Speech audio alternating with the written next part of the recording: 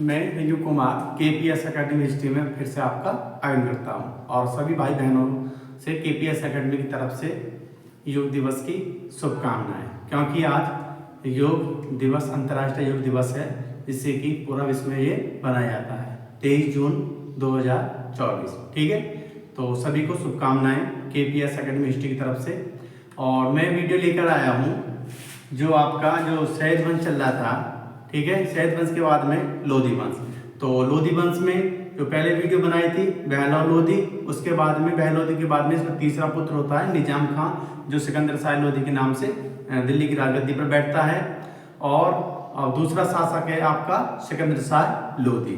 सिकंदर शाह लोधी का जो शासन काल था 1489 ईस्वी से 1517 ईस्वी तक। अब सिकंदर शाह लोधी, क्योंकि जब बहलोल लोधी की मृत्यु हो जाती है, उसी के बाद में उसका उत्तराधिकारी कौन बनता है? सिकंदर शाह लोधी। और सिकंदर शाह लोधी का जो वास्तविक नाम रहता है वो रहता है आपका निजाम खां। ठीक है, और निजाम खां रहता है, ये बहलोल लोधी का तीसरा पुत्र होता है जिसका नाम निजाम खां है, और ये गद्दी पर सिकंदर शाह लोधी के नाम से सिंहासन पर बैठता है। सुल्तान मतलब दिल्ली सल्तनत कालीन में सुल्तान ये बनता है। और दिल्ली सल्तनत कालीन का ये सबसे लास्ट वंश था कौन सा? लोधी वंश, जिसमें आपको मैं पढ़ा रहा हूँ, जिसमें पहला लोधी जो लोधी वंश संस्थापक था, उसका मैंने पूरा वीडियो बना दिया है। और उसके बाद में इसका तीसरा पुत्र था जो इस प्रकार है, सिकंदर शाह लोधी, जिसका शासनकाल 1489 से 1517 ईस्वी तक है। इसकी कुछ मुख्य बातें बताता हूँ मैं कि ये सिकंदर शाह लोधी, ठीक है, सिकंदर शाह लोधी बहलोल लोधी का तीसरा पुत्र होता है, और इसका जो नाम होता है असली वास्तविक नाम निजाम खां। ठीक है, और जब बहलोल लोधी की मृत्यु हो जाती है तो मृत्यु होने के बाद में तुरंत ये इसको उससे पहले उत्तराधिकारी घोषित कर देता है इसको, सिकंदर शाह लोधी को, मतलब निजाम खां को। और ये मृत्यु होने के बाद में तुरंत ही दिल्ली की राजगद्दी पर बैठ जाता है, और जो सिंहासन में बैठता है उपाधि से बैठता है, जिससे कि वो सिकंदर शाह लोधी नाम से, फिर नाम से। और इसने जो बहलोल लोधी की जितनी भी नीति थी, समानता विरोधी नीति या जो भी नीति थी, उसके विपरीत करता है कौन? सिकंदर शाह लोधी। और सिकंदर शाह लोधी की एक फैक्ट है, क्या है कि सिकंदर शाह लोधी की जो माता थी वो हिंदू थी। ठीक है, एक कम लोग जानते हैं कि सिकंदर शाह लोधी की माता एक हिंदू थी और एक ये स्वर्णकार की पुत्री थी, मतलब सोने वाला, जो आजकल सुनार बोलते हैं, सुनार का सोने काम करते हैं, उसकी पुत्री थी। और पुत्री से ही उससे ही ये सिकंदर शाह लोधी का जन्म हुआ था, जो बहलोल लोधी ने एक सुनार की लड़की, स्वर्णकार की लड़की से शादी की थी, और शादी करने के बाद में ये पुत्र हुआ था सिकंदर शाह लोधी, इसलिए इसकी एक माता हिंदू थी। ठीक है, और इसने क्या करा कि इससे पूर्व जो सुल्तान था कौन था? बहलोल लोधी।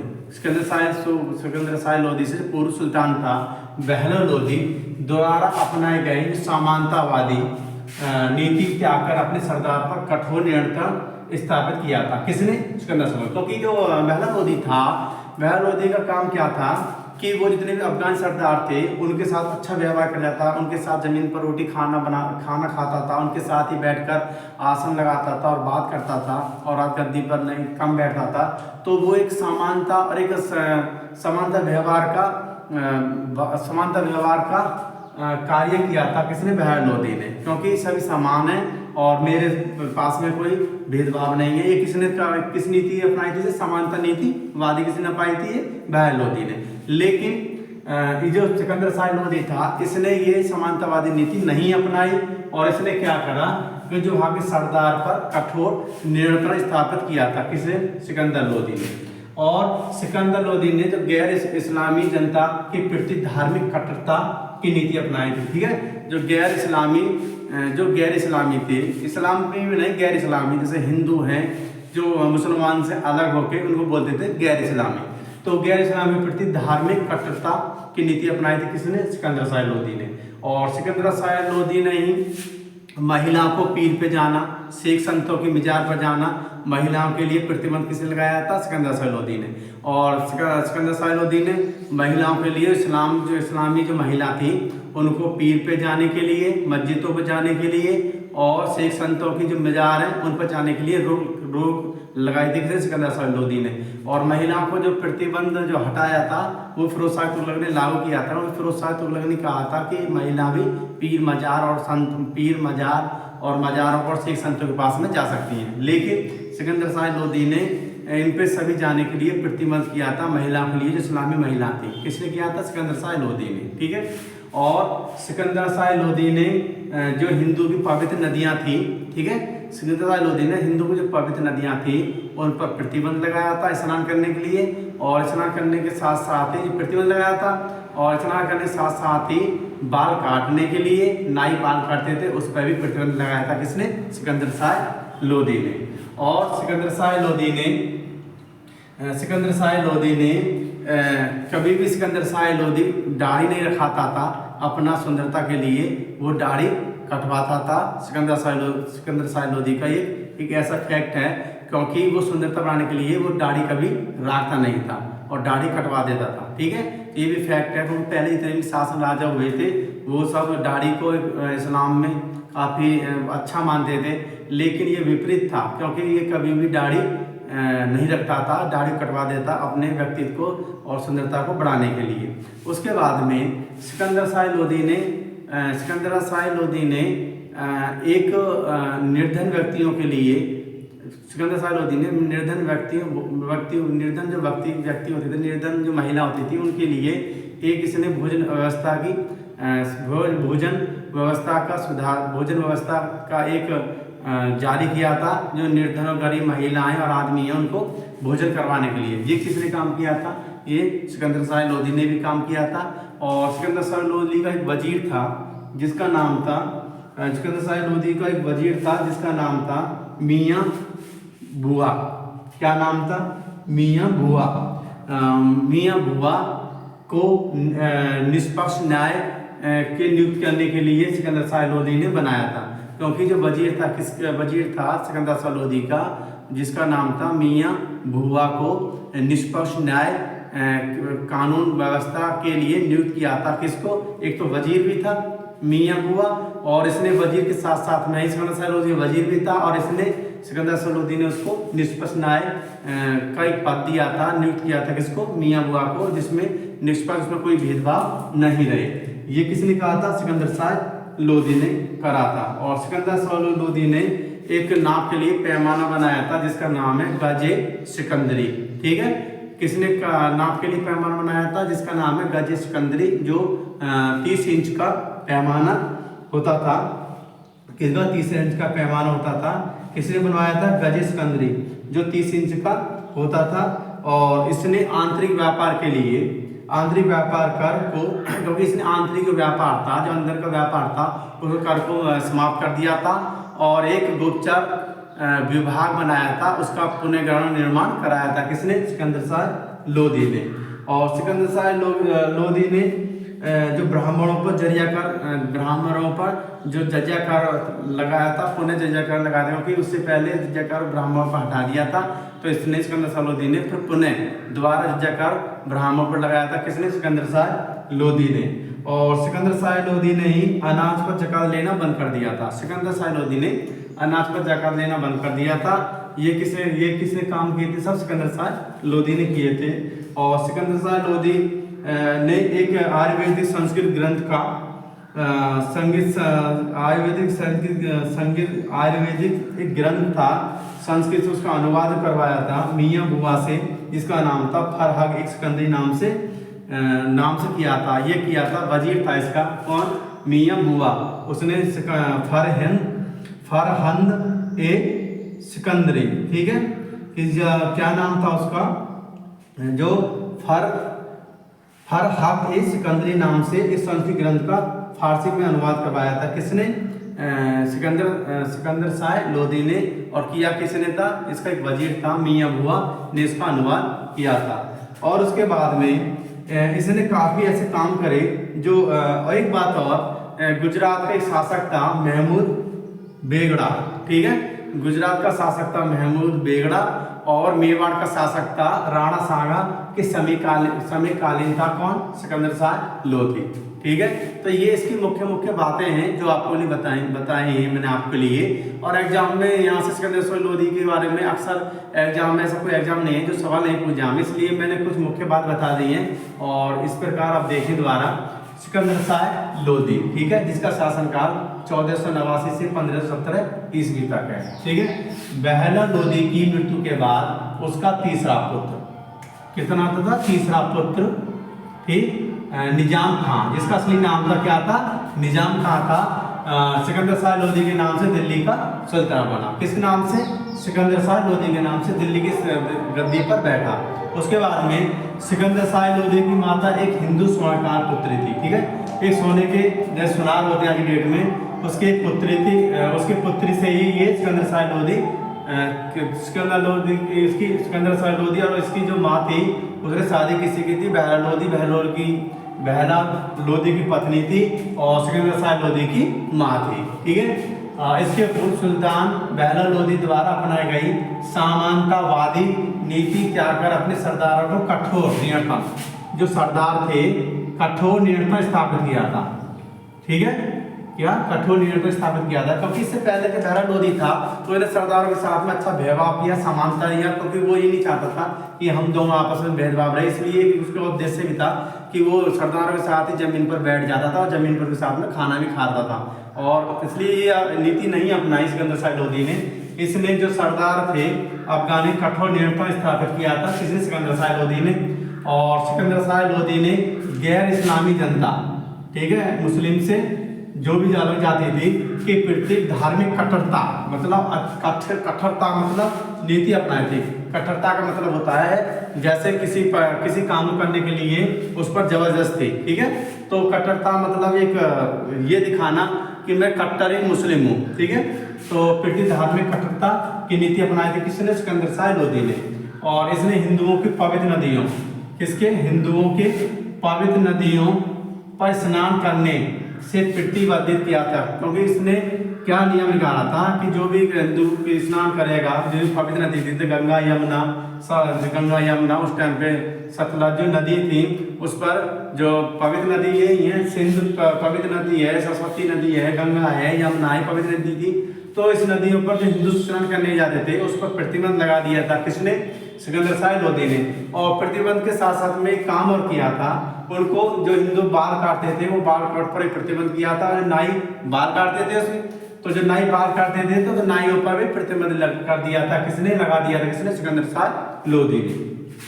तो इसने हिंदुओं को पवित्र नदियों पर स्नान करने के प्रतिबंधित किया था, साथ ही हिंदुओं के बाल काटने, ठीक है, और नाइयों पर प्रतिबंध लगाया था, किसने? सिकंदर शाह लोधी ने। और इसने शेख संतों, जैसे शेख संतों, पीर मजार,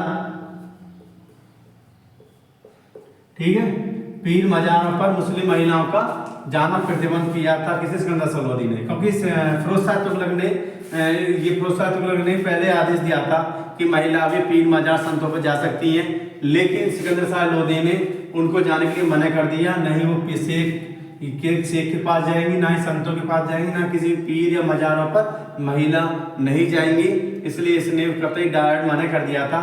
यदि कोई महिला पकड़ी गई या महिला की जाती है तो उस पर कठोर से कठोर नियम, कठोर से कठोर वसूली की जाएगी और कठोर से कठोर उसको परिणाम भुगतने के लिए तैयार होना पड़ेगा। किसने बोला था? ये सिकंदर शाह लोधी ने कहा। तो ये सिकंदर शाह, अरे क्वेश्चन पूछा जाता है यहाँ से कि सिकंदर शाह लोधी का शासनकाल 1489 से 1517 ईस्वी तक। फिर सिकंदर शाह लोधी का वास्तविक नाम क्या था? सिकंदर शाह लोधी का वास्तविक नाम था निजाम खान। सिकंदर शाह लोधी बहला लोधी का कौन से नंबर का पुत्र था? कौन से नंबर का? तीसरे नंबर का पुत्र था। फिर क्या सिकंदर शाह लोधी ने समानता नीति अपनाई थी या नहीं अपनाई थी? समानता नीति नहीं अपनाई थी, ठीक है, क्योंकि बहला लोधी ने समानता नीति अपनाई थी, इसलिए इसने नीति अपनाई थी। और इसने क्या करा? सरदारों के साथ में कठोर नियंत्रण स्थापित किया था, किसने? ये सिकंदर शाह लोधी ने। उसके बाद में जो सिकंदर शाह लोधी ने गैर इस्लामी जनता के प्रति, ठीक है, गैर इस्लामी जनता के प्रति कठोरता नीति अपनाई थी। उसके बाद में जो हिंदुओं के पवित्र नदी थी उन पे स्नान करने और साथ साथ बाल काटने और नाइयों पर प्रतिबंध लगाया था बाल काटने के लिए। किसने किया था? सिकंदर शाह लोधी ने। सिकंदर शाह लोधी ने पीर, मजार और शेख संतों को महिलाओं पर प्रतिबंध लगाया था। किसने? सिकंदर शाह लोधी ने, क्योंकि इससे पहले फिरोज शाह तुगलक ने इसको अनुमति मिल गई थी और अनुमति मिलने के बाद में क्योंकि महिला उस टाइम पे ज़्यादा थी और सिकंदर शाह लोधी ने प्रतिबंध लगाया था। उसके बाद में सिकंदर शाह लोधी ने जो गरीब महिला और आदमी थे उन पर निर्धन जो थे तो उनकी महिलाओं के लिए भोजनालय का प्रबंध किया था। किसने? सिकंदर शाह लोधी ने। और सिकंदर शाह लोधी का एक वजीर था मियाँ बुआ को निष्पक्ष न्याय पद के लिए नियुक्त किया था। किसने? सिकंदर शाह लोधी ने, क्योंकि इसमें कोई निष्पक्ष न्याय का पद दिया था। किसको? वजीर था इसका मियाँ बुआ को, क्योंकि इसमें कोई भेदभाव नहीं करेंगे आप और आपको हम निष्पक्ष न्याय व्यवस्था का नियुक्त करते हैं।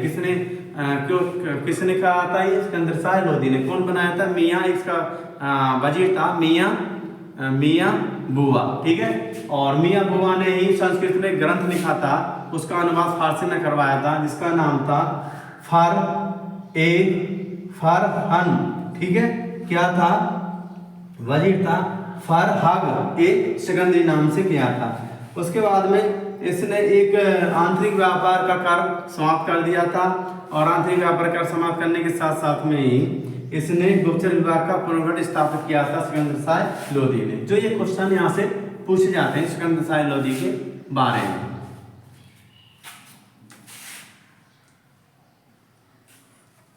सिकंदर शाह लोधी ने इसने जो मुसलमान का त्योहार होता था ताजिया का जुलूस निकालना, मुहर्रम त्योहार, इस पर प्रतिबंध किसने लगाया था? सिकंदर शाह लोधी ने। और सिकंदर शाह लोधी ने जो खम्स था, कभी ये सबसे प्रथम ऐसा सुल्तान था। कौन? सिकंदर शाह लोधी दिल्ली सल्तनत कालीन का एक प्रथम ऐसा सुल्तान था। खुम्सकर ऐसा होता था जो माल युद्ध करते थे, सेनापति और शासक जो होते थे सुल्तान थे, युद्ध करने के बाद में जो वहाँ से धन लूटा जाता था उसको बोला जाता था खुम्सकर। ठीक है। ये प्रथम ऐसा सुल्तान था जिसने खुम्सकर पर कोई हिस्सेदारी नहीं ली थी। अलाउद्दीन ने 3/4 की हिस्सेदारी खुम्सकर पर ली थी, परंतु इसने कोई खुम्स की हिस्सेदारी ली थी। प्रथम दिल्ली सल्तनत कालीन का प्रथम ऐसा सुल्तान था जिसने खुम्सकर में कोई हिस्सेदारी नहीं ली थी। किसने? सिकंदर शाह लोधी ने। ठीक है। और सिकंदर शाह लोधी ने मुहर्रम का त्योहार बनाने एवं ताजियों का जुलूस निकालने पर भी प्रतिबंध लगाया था। किसने? सिकंदर शाह लोधी ने। और ये दिल्ली की गद्दी पर बैठा था तो उस टाइम पे कब बैठा था? 17 जुलाई 1489 में ये दिल्ली की राजगद्दी पर बैठा था। कौन? सिकंदर शाह लोधी। और सिकंदर शाह लोधी एक पहला सुल्तान था जिसने मस्जिदों पर सरकारी नियंत्रण, ठीक है, सरकारी मस्जिदों पर सरकारी नियंत्रण स्थापित किया था।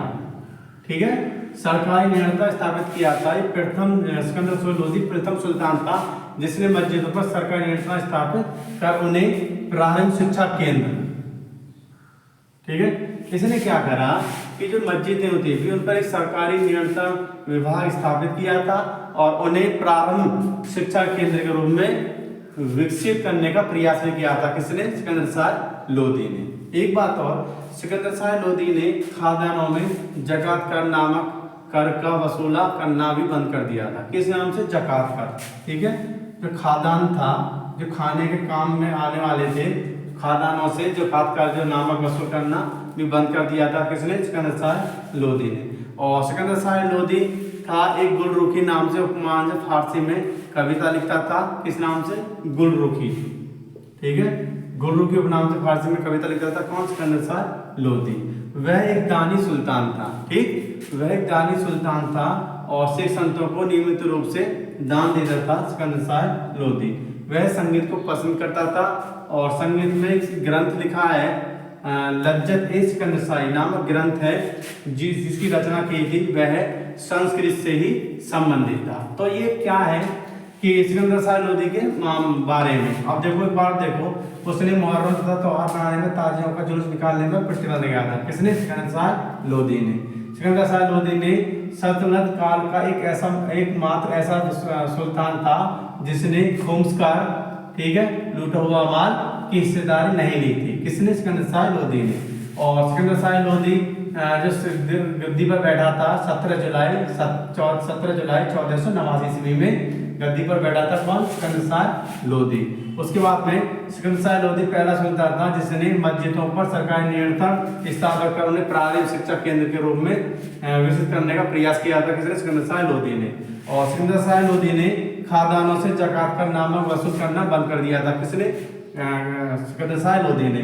और सिकंदर शाह लोधी ने कविता ली थी, जो फारसी में कविता लिखा था गुलरुखी के नाम से। ये किसने लिखी थी गुलरुखी नाम से? सिकंदर शाह लोधी ने। और वह एक दानी सुल्तान था और सिख संतों की नियमित रूप से दान देता था। अब जैसे लाखवंश, ठीक है, लाखवंश वो भी काफी दान था, लाखों का दान देता था, इसलिए लाखवंश बोला उसको कुतुब वक्त को। तो उसी प्रकार कि ये भी दानी था और ये नियमित रूप से दान देता था सिख और संतों के लिए। और वह संगीत को पसंद करता था। कौन? सिकंदर शाह लोधी संगीत को पसंद करता था। और संगीत को पसंद करने के लिए एक ग्रंथ लिखा गया था जिसका नाम था लज्जत-ए-सिकंदरी।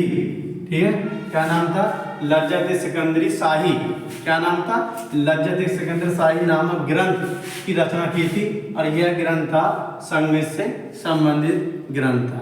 ठीक है, कौन सा? लज्जत-ए-सिकंदर शाही। ये क्योंकि सिकंदर शाह लोधी संगीत से ज़्यादा पसंद करता था, इसलिए ग्रंथ का फारसी में अनुवाद किया गया था जिसका नाम था लज्जत-ए-सिकंदर शाही के नाम से। सिकंदर शाही के नाम से। ये किसने कह रहे थे काम? ये सभी सिकंदर शाह लोधी ने किया था।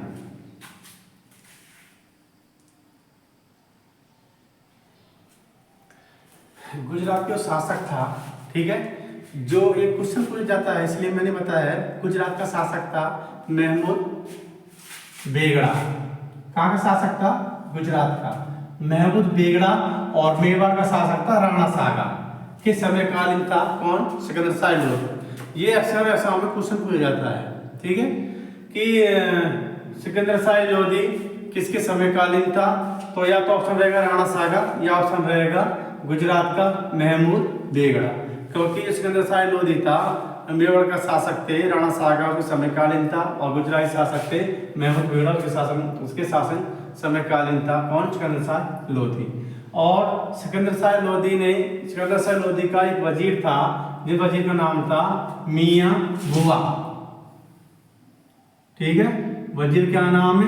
मियां बुआ ने एक आयुर्वेदिक एक संस्कृत ग्रंथ, ठीक है, एक आयुर्वेदिक संस्कृत ग्रंथ था, उससे फारसी में अनुवाद कर जिसका नाम था फारहाग-ए-सिकंदरी। क्या नाम है? फारहाग-ए-सिकंदरी नाम से किया था। क्योंकि जो आयुर्वेदिक ग्रंथ था एक, किसने आयुर्वेदिक ग्रंथ को किसने अनुवाद किया था? किस भाषा में? तो किसने किया था? जो सिकंदर शाह लोधी का एक पुत्र था, वजीर था जिसका नाम था मियां बुआ ने आयुर्वेदिक संस्कृत ग्रंथ को अनुवाद किया फारसी में, और जिसका नाम था फारहाग-ए-सिकंदरी के नाम से किया था। किसके शासनकाल में? सिकंदर शाह लोधी के शासनकाल में।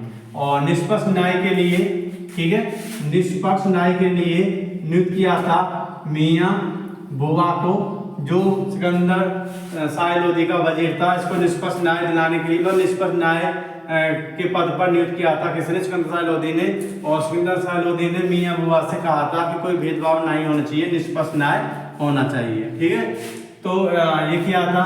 और सिकंदर शाह लोधी ने नाप के लिए पैमाना गज-ए-सिकंदरी प्रारंभ किया था।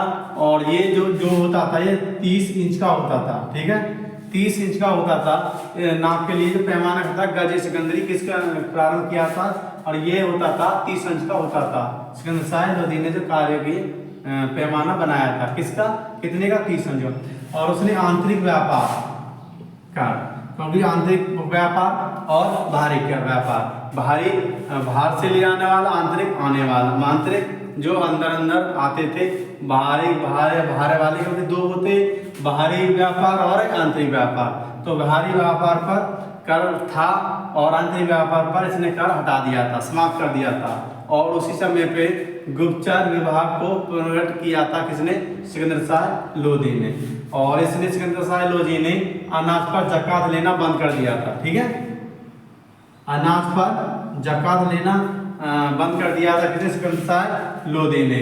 और सिकंदर शाह लोधी ने ब्राह्मणों पर पुण्य कर वसूल किया था किसने? सिकंदर शाह लोधी ने। और इसने सिकंदर शाह लोधी ने निर्धनों के लिए मुफ्त भोजन की व्यवस्था की थी किसने? सिकंदर शाह लोधी ने। अब यहाँ से क्वेश्चन पूछा जाता है कि सिकंदर शाह लोधी किसके समय कालीन था? ठीक है, ये क्वेश्चन पूछा जाता है। तो किसके कालीन था? जो मेवाड़ के शासक थे, राणा साहब के शासनकाल था। गुजरात का शासक थे महमूद बेगड़ा, इसके समय कालीन था कौन? सिकंदर शाह लोधी। ठीक है, तो ये क्वेश्चन। और या पूछते हैं कि सिकंदर शाह लोधी का वजीर कौन था? तो वजीर कौन था? मियां बुआ। ठीक है, मियां बुआ ने क्या कार्य किया था? जो संस्कृत में ग्रंथ का अनुवाद किया था फारसी भाषा में, जिसका नाम है फरहाग ए सिकंदरी नाम से मियां बुआ ने आयुर्वेदिक ग्रंथ फारसी भाषा में अनुवाद किया था। ठीक है, किसने? मियां बुआ ने, जो एक सिकंदर शाह लोधी का वजीर था। किस नाम से? फरहाग ए सिकंदरी के नाम से। ये क्वेश्चन मिल जाता है। और न्याय का पद निष्पक्ष न्याय दिलाने के लिए न्याय का जो ओहदा दिया था सिकंदर शाह लोधी ने, किसको दिया था? इसका ये वजीर था, इसको दिया था, क्योंकि इसमें कोई भेदभाव नहीं होना चाहिए, निष्पक्ष न्याय होना चाहिए। ठीक है, ये था। और सिकंदर शाह लोधी ने एक पैमाना बनाया था जिसका नाम था गज सिकंदरी, जो एक गज सिकंदरी प्रारंभ किया था, जो कितने का होता था? 30 इंच का होता था। और इसने आंतरिक व्यापार कर को समाप्त कर दिया था, और आंतरिक व्यापार कर को समाप्त कर दिया था। और व्यापारी बाहरी जो कर होते थे, व्यापारी बाहरी कर होते थे, उस पर कर भी लगाया हुआ था, लेकिन आंतरिक व्यापार होते थे उस पर कर से मुक्त कर दिया था। और उसी समय पे गुप्तचर विभाग को पुनर्गठन किया था किसने? सिकंदर शाह लोधी ने। और अनाज पर ज़कात लेना बंद कर दिया था किसने? सिकंदर शाह लोधी ने। ब्राह्मण पर पुनः कर दिया था किसने? सिकंदर शाह लोधी ने। और इसने निर्धनों के लिए मुफ्त भोजन की व्यवस्था की थी किसने? सिकंदर शाह लोधी ने। ये एग्जाम में सवाल पूछे जाते हैं।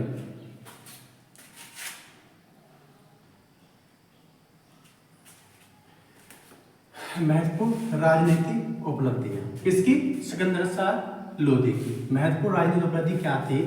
कि सर्वप्रथम इसकी जो महत्वपूर्ण राजनीति थी, बिहार पर आक्रमण करना। ठीक है, क्योंकि इसने बिहार पर आक्रमण कर वहाँ पे विजय प्राप्त कर ली थी। और जो बिहार पर आक्रमण किया था वो किया था इसने 1494 ईस्वी में। ठीक है, 1494 ईस्वी में सिकंदर शाह लोधी ने बिहार पर आक्रमण किया। और बिहार पर आक्रमण करने के बाद में वहाँ का जो शासक था, जिस शासक का नाम था अलाउद्दीन हुसैन शाह। ठीक है, क्योंकि इसकी जो राजनीति महत्वपूर्ण जो सिकंदर शाह लोधी की 2-3 महत्वपूर्ण राजनीतिक थी, जो एक थी आपका 1494 में 1494 ईस्वी में इसने बिहार पर आक्रमण किया। और बिहार पर आक्रमण करने के बाद उसे विजय प्राप्त कर लिए थे। और बिहार में जो उस टाइम के शासक था अलाउद्दीन हुसैन शाह। ठीक है, अब अलाउद्दीन हुसैन शाह ने शरण दे रखी थी जौनपुर का, जौनपुर से जो भगोड़ा शासक था, इसका नाम था हुसैन शाह सरकी, उसको शरण दिया था किसने? अलाउद्दीन हुसैन ने, जो बिहार का शासक था। इसलिए ही सिकंदर शाह लोधी ने बिहार पर आक्रमण किया। और बिहार पर आक्रमण करने के बाद में वो जो बिहार पर विजय प्राप्त कर ली।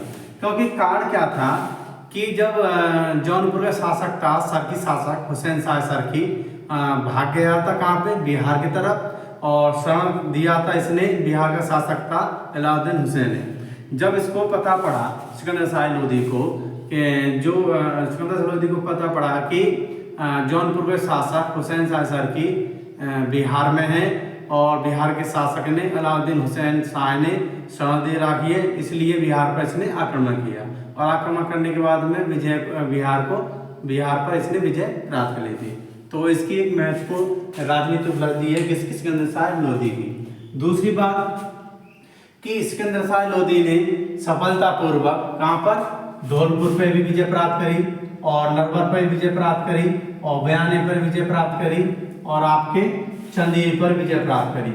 आदि में सैन्य अभियान किए थे किसने? सिकंदर शाह लोधी ने। कहाँ पर? धौलपुर पर, नरवर पर, बयाना पर, चंदेरी पर। आदि सैन्य अभियान किसने किए थे? सिकंदर शाह लोधी ने। और इसका जो उद्देश्य था, इसका उद्देश्य था कि राजपूताना, क्योंकि इसका उद्देश्य था कि जो भी इसके पास पड़ोस वाले थे उनको सफलतापूर्वक, क्योंकि इसने इतने आक्रमण इतने अभियान नहीं किए थे कि ये क्या था जो महत्वपूर्ण उपलब्धि थी। एक तो बिहार पर 1494 में और दूसरा बिहार के आसपास धौलपुर, नरवर, बयाना, चंदेरी पर सैन्य अभियान किया था सिकंदर शाह लोधी ने। और 1503 ईस्वी में, ठीक है, 1503 ईस्वी में सिकंदर शाह लोधी ने एक आगरा शहर की नींव डाली। किसने? सिकंदर शाह लोधी ने आगरा शहर की नींव डाली। और नींव डालने के बाद में जो राजपूताना को नियंत्रण करने के लिए उससे उद्देश्य लिए 1504 ईस्वी में आगरा को राजधानी बना लिया था। किसने? सिकंदर शाह लोधी ने। क्योंकि सिकंदर शाह लोधी ने 1503 ईस्वी में आगरा की नींव डाली। कब? 1503 ईस्वी में आगरा शहर की नींव डाली और राजपूताना को नियंत्रण बनाए रखने के उद्देश्य से 1504 ईस्वी में आगरा को राजधानी बनाया था। किसने? सिकंदर शाह लोधी ने, ठीक है। और सिकंदर शाह लोधी ने आगरा में एक किला भी बनवाया था, जिस किला का नाम था बादरगढ़ किला भी बनवाया था सिकंदर शाह लोधी ने, आगरा में है। और इसके जो मैंने बताया था कि मुहिम माप के लिए गज सिकंदरी नामक एक मापक या पैमाना बनाया था सिकंदर लोधी ने, जो 30 इंच का या 30 इंच का और 39 उंगल का होता था। और जो इसकी मृत्यु हुई थी सिकंदर शाह लोधी की आगरा में ही हुई थी 21 नवंबर 1513 ईस्वी में। कब हुई थी इसकी जो मृत्यु हुई थी? 21 नवंबर 1517 में, 13 में नहीं, 21 नवंबर 1517 में मृत्यु हुई थी किसकी? सिकंदर शाह लोधी की। और यहाँ से जो क्वेश्चन पूछा जाता है कि सिकंदर शाह लोधी की महत्वपूर्ण विजय थी क्या थी? बिहार। कौन सा में करी थी? 1584 में। वहाँ का शासक कौन था? अलाउद्दीन हुसैन शाह। क्यों आक्रमण किया था? क्योंकि जौनपुर का शासक था, सरकी शासक था हुसैन शाह सरकी को शिक्षण दे रहा था, इसलिए बिहार पर आक्रमण किया। और आक्रमण करने के बाद में इसमें विजय भी प्राप्त की थी सिकंदर शाह लोधी ने। उसके बाद में इसके महत्वपूर्ण सैन्य अभियान कहाँ थे?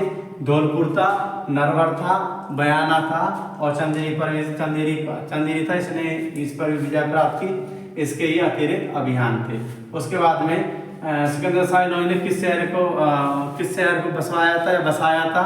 आगरा शहर को। कौन सन में? 1503 ईस्वी में। और फिर सिकंदर शाह लोधी ने आगरा शहर को क्यों बसाया था और राजधानी क्यों बनाई थी?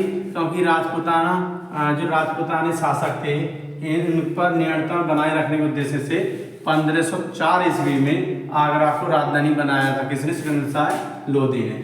और आगरा में सिकंदर शाह लोधी ने किला बनाया था, जिस किला का नाम था बादलगढ़ का किला भी बनाया था सिकंदर शाह लोधी ने।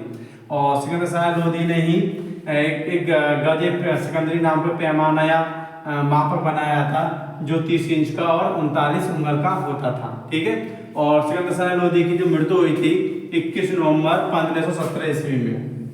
कब? 21 नवंबर 1517 ईस्वी में हुई थी। किसकी? सिकंदर शाह लोधी की। और सिकंदर शाह लोधी के शासनकाल में ही बाद में ही जो तीसरा शासक बनता है इब्राहिम लोधी, ठीक है, शासक बनता है इब्राहिम लोधी। क्योंकि इब्राहिम लोधी कौन था? उत्तराधिकारी कौन बनता है?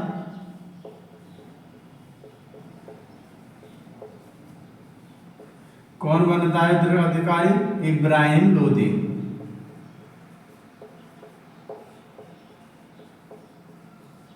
ठीक है। ये तीसरा शासक है। उत्तराधिकारी कौन बनता है? इसके बाद में उत्तराधिकारी बन जाता है इब्राहिम लोधी। और ये पुत्र था किसका? सिकंदर लोधी का,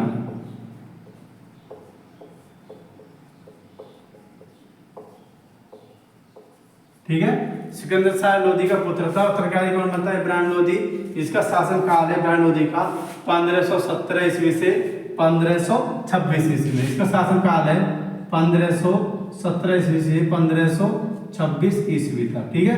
क्योंकि 21 नवंबर 1517 में सिकंदर शाह लोधी की मृत्यु हो जाती है। उसके बाद में उसका उत्तराधिकारी कौन बनता है? इब्राहिम लोधी, जो सिकंदर लोधी का पुत्र होता है। इसका शासनकाल 1517 से 1526 ईस्वी तक इसका शासनकाल होता है। और ये लोधी वंश का अंतिम शासक होता है कौन? इब्राहिम लोधी, ठीक है। लोधी वंश का अंतिम शासक होता है इब्राहिम लोधी। और इब्राहिम लोधी में 2-4 पॉइंट है जो मैं आपको आगे वीडियो में करवाऊंगा। अब आती है कि सिकंदर लोदी, ठीक है। सिकंदर लोदी के जो क्वेश्चन जो पूछे जाते हैं एग्जाम में, तो मैं बताता हूँ एक तरफ से आसान क्वेश्चन भी और हार्ड क्वेश्चन भी। अब आता है सिकंदर लोदी। तो सिकंदर लोदी का शासनकाल आपको बताया था मैंने 1489 से 1517 ईस्वी तक, ठीक है। और इसने का आखिर में सिकंदर शाह लोदी का जो वास्तविक नाम क्या था, निजाम खां, ठीक है। और बहरा लोदी का ये तीसरा पुत्र था, ठीक है। तो ये इसलिए बता रहा हूँ मैं आपको क्योंकि क्वेश्चन आते रहते हैं। उसके बाद में इसने गज सिकंदरी पैमाना बनाया था जो 30 इंच और 39 उंगल का होता था, ठीक है। और इसका वजीर था मियां बुआ, ठीक है, जिसने आयुर्वेदिक ग्रंथ में फारसी अनुवाद करवाया था, जिसका नाम था उस ग्रंथ का नाम था, किस नाम से करवाया था, ग्रंथ का नाम था, क्योंकि इस ग्रंथ का नाम था उस ग्रंथ का नाम था फरहागे सिकंदरी, ठीक है। इसका वजीर था किसका, सिकंदर लोदी का। और एक संस्कृत ग्रंथ था भारतीय, उसमें आयुर्वेदिक ग्रंथ था, उसमें फारसी का अनुवाद जो किया था। और फारसी अनुवाद किस नाम से किया था, किस नाम से किया था, फरहाग, ठीक है, फरहागे सिकंदरी के नाम से इसने फारसी अनुवाद किया था जो आयुर्वेदिक ग्रंथ था भारतीय, ठीक है। उसके बाद में निष्पक्ष न्याय व्यवस्था के लिए किसको नियुक्त किया था, इसका वजीर था वही मियां बुआ को। उसके बाद में इसने पीर पे महिलाओं के लिए, पीर शेख संत और मजार महिलाओं के लिए प्रतिबंध लगा दिया था, किसने, सिकंदर शाह लोदी ने। सिकंदर शाह लोदी ने हिंदुओं पर पवित्र नदियां के स्नान करने तथा उनको बाल काटने और नाइयों पर प्रतिबंध लगाया था, किसने, सिकंदर शाह लोदी ने। और सिकंदर शाह लोदी ने ब्राह्मण पर पुण्य कर लगाया था, किसने, सिकंदर शाह लोदी ने। खदानों पर जो खादान थे जो खाने का सामान होता था, उस पर ज़कात का हटा दिया था, समाप्त कर दिया था, किसने, सिकंदर शाह लोदी ने। इसने गरीब आदमी के लिए निर्धन भोजनालय व्यवस्था किसने, सिकंदर शाह लोदी ने। और सिकंदर शाह लोदी ने कविता लिखता था गुलरुखी के नाम से, उपनाम से कविता लिखता था। कौन लिखता था ये गुलरुखी के नाम से, सिकंदर शाह लोदी कविता लिखता था। कौन, सिकंदर शाह लोदी। और ये एक दानी सुल्तान भी था जो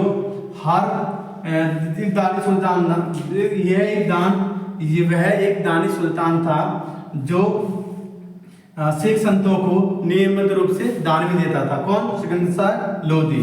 और सिकंदर शाह लोदी ने अनाज पर ज़कात लेना बंद कर दिया था, किसने, सिकंदर शाह लोदी ने। इसने आंतरिक व्यापार कर पर समाप्त कर दिया था, कर हटा दिया था। और उसी समय पे गुप्तचर विभाग को पुनर्गठन स्थापित किया था, किसने, सिकंदर शाह लोदी ने। और खादानों पर नाम वसूल करना बंद कर दिया था, किसने, सिकंदर शाह लोदी ने। और सिकंदर शाह लोदी ने एक संगीत पर संबंधित ग्रंथ लिखा था, किसने, लज्जते सिकंदर शाही, ठीक है। लज्जते सिकंदर शाही क्या था, ये एक संगीत से संबंधित ग्रंथ था जो सिकंदर शाह लोदी के शासनकाल में लिखा गया था। उसके बाद में ये ऐसे इसने काम करवाए क्योंकि ये इतना राजनीतिक जो इफेक्ट आते हैं, एक राजनीतिक इफेक्ट आते हैं महत्व तक, क्योंकि 1494 ईस्वी में बिहार पर आक्रमण किया। वहाँ का शासक था अलाउद्दीन हुसैन। आक्रमण इसलिए किया क्योंकि जौनपुर को भाग के बिहार में स्वर्ण दिया था अलाउद्दीन हुसैन ने, जिसका नाम था सरकी शासक था हुसैन शाह सरकी, इसलिए आक्रमण किया उसने। उसके बाद में इसने आपका धौलपुर, नरवर, बयाना, चंदेवरी आक्रमण किया। उसके बाद में इसने आगरा शहर की नींव राखी 1503 में, नींव मतलब आगरा शहर बसाया था 1503 में। और 1504 में उसको राजधानी बनाया था आगरा शहर को, क्योंकि राजकुमार पर नियंत्रण रखने उद्देश्य से, इसलिए इसने राजधानी वहाँ की बनाई थी। और इसके जो उसने मुहर्रम त्योहार बनाने का ताजिया को जुलूस निकालने पर प्रतिबंध लगाया था, किसने, सिकंदर शाह लोदी ने। और सिकंदर शाह लोदी ने सामंतवादी नीति नहीं अपनाई थी, क्योंकि इस पर जो सरदार थे उस पर सरदार पर कठोर नियंत्रण स्थापित किया था, किसने, क्योंकि बहलोदी ने सरदारों पर, जो अफगान सरदार थे, बहलोदी ने समानता व्यवहार अच्छा किया था, तो इसने ऐसा नहीं किया था। उन सरदारों पर, अफगान सरदारों पर कठोर नियंत्रण स्थापित किया था, किसने किया था, ये सिकंदर शाह लोदी ने। और सिकंदर शाह लोदी ने एक काम और किया था कि इसने जो मस्जिदें हैं, ठीक है, जिसमें जो मस्जिद पर सरकारी निरंतर, इसने क्या था, मस्जिद पर सरकारी निरंतर एवं प्रारंभिक, ठीक है, सरकारी निरंतर प्रारंभिक शिक्षा का केंद्र के रूप में कार्य करने में विकसित किया था, कार्य करने के लिए काम किया था। क्योंकि जो मस्जिदें थी उन पर सरकारी निरंतर कंट्रोल करना और प्रारंभिक शिक्षा केंद्र बनाने के लिए इसने सिकंदर शाह लोधी ने काम किया था। और सिकंदर शाह लोधी के समय काल में दो शासक थे। एक था गुजरात का शासक गुजरात का शासक था महमूद बेगड़ा, और मेवाड़ का शासक था राणा सागर के समकालीन ही था सिकंदर शाह लोधी। और सिकंदर शाह लोधी एक प्रथम दिल्ली सल्तनत कालीन का एक प्रथम ऐसा सुल्तान था जिसने खुम्सकर पर कभी भी हिस्सेदारी नहीं ली थी। बाकी की उससे पहले राजा खिलजी ने 3/4 की हिस्सेदारी खुम्सकर ली थी। तो खुम्सकर क्या था, खुम्सकर जो लुटा हुआ माल था उसकी हिस्सेदारी कुछ राजकोष में ज्यादा, शासन का सुल्तान राजकोष में ज्यादा था, लेकिन इसने कोई इसमें हिस्सेदारी नहीं ली थी। ये प्रथम ऐसा सुल्तान था जिसने खुम्सकर पर हिस्सेदारी नहीं लिया था दिल्ली सल्तनत काल में, जो भी शासक हुआ था। और उसके बाद में इसका सिकंदर शाह लोधी के बाद में एक पुत्र है, जो पुत्र का नाम है इब्राहिम लोधी, वो लोधी वंश का अंतिम शासक। और दिल्ली सल्तनत कालीन में जो अंतिम वंश है लोधी वंश, ये अंतिम शासक था, अंतिम शासक और लोधी वंश, ठीक है। क्योंकि 5 वंश थे, जो मैंने आपको 5 वंश में, और मैं जो वीडियो बनाऊंगा आगे को इब्राहिम लोधी के बारे में, ज़्यादा 5-10 मिनट की वीडियो बनेगी, तो इसलिए 500 वंश मैंने कंप्लीट करवा दिया है। अब एक वीडियो और रही है, एक आध वीडियो वो कंप्लीट हो जाएगी।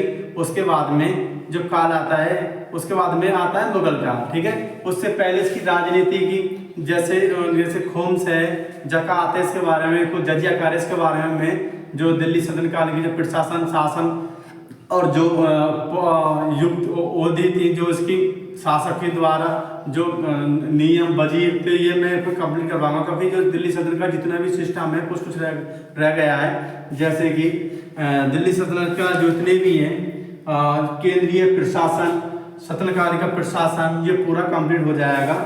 जो जैसे केंद्रीय प्रशासन में वजीर क्या है, मुशर्रफ मुमलान क्या है, नायब वजीर क्या है, और आपका गैर रातवी कारखाना क्या है, तो इसके बारे में रातवी कारखाना क्या है। क्योंकि जितने भी सल्तनत कालीन प्रशासन और केंद्रीय प्रशासन के बारे में मैं आपको वीडियो बनाऊंगा जब ये पूरा वंश खत्म हो जाएगा, क्योंकि वहाँ से सवाल अक्सर एग्जाम में सवाल पूछे जाते हैं, ठीक है। KPS अकेडमी हिस्ट्री चैनल को सब्सक्राइब करें, लाइक करें, बेल आइकन प्रेस करें, और अपने दोस्तों को सभी फॉरवर्ड करें, शेयर करें, जिससे कि उनको भी फायदा मिले, ठीक है। धन्यवाद।